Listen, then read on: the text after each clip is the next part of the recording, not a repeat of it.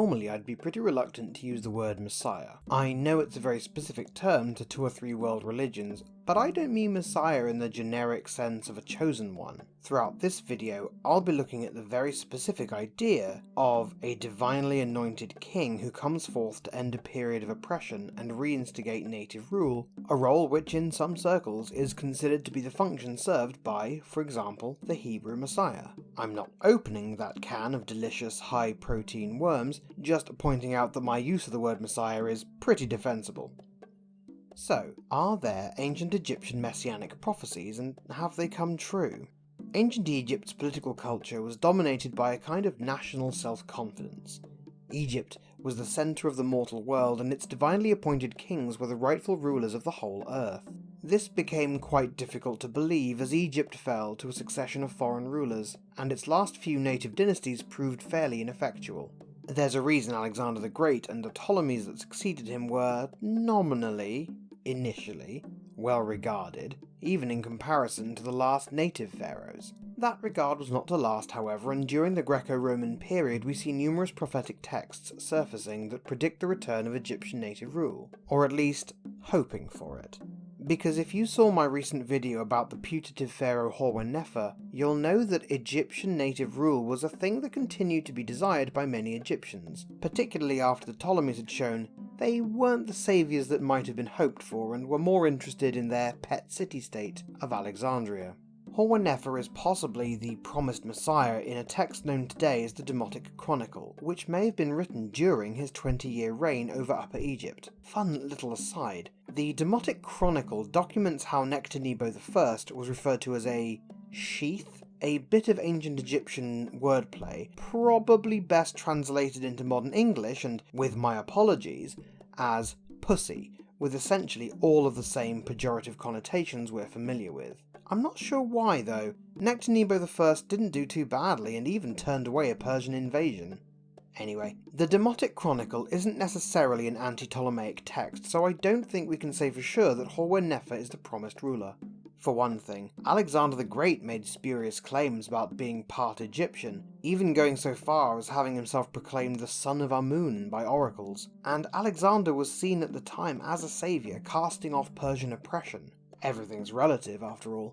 Another text, the Oracle of the Potter, was, however, distinctly anti-Ptolemaic and foretold of the collapse of Alexandria. Thereafter, Ptah would appear in Memphis and reinstate the rule of the sun, presumably through a half-mortal king, as of old. The slightly earlier Oracle of the Lamb is a little more precise about the timings. After the Persians are deposed, a 900-year bad period will follow, after which the Lamb will return and truth will be manifest, falsehood will perish, law and judgment will occur within Egypt. What's interesting, but wholly coincidental about this, is that timing roughly corresponds to the arrival of the Rashidun Caliphate, and thus Islam in Egypt.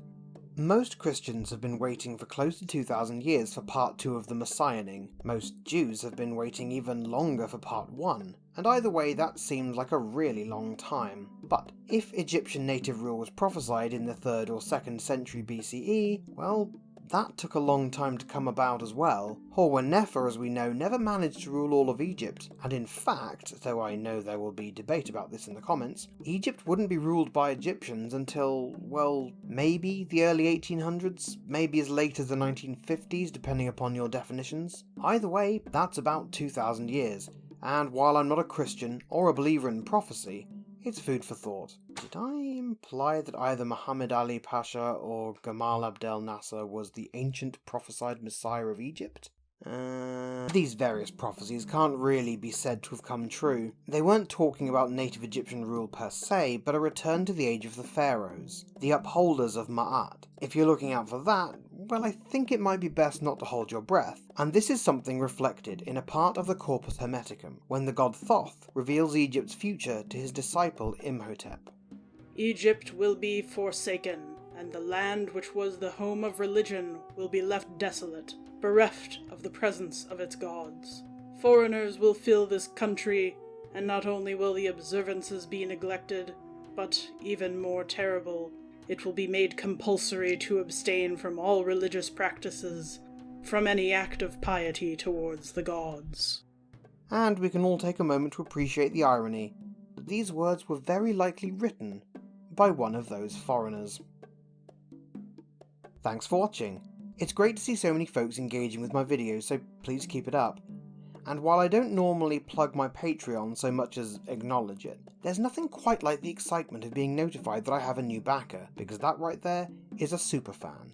So everyone who is one or is considering becoming one, you're breathtaking, you're stunning, thank you. The better my Patreon does, the more time I can justify putting into the research and editing on my videos, so the channel can only get better. Thanks as ever to the prophesied saviours who are my current backers. Until next time, my fellow armchair Egyptologists, life, prosperity and health to you all. Thanks for watching. Head over to my channel for more, or click here to see what the YouTube demons think you should watch next. I hope you'll consider subscribing. If you'd like to support and collaborate on the channel with me, go to patreon.com/armchairegypt. You can also join my Discord community, there's an invite link in the description.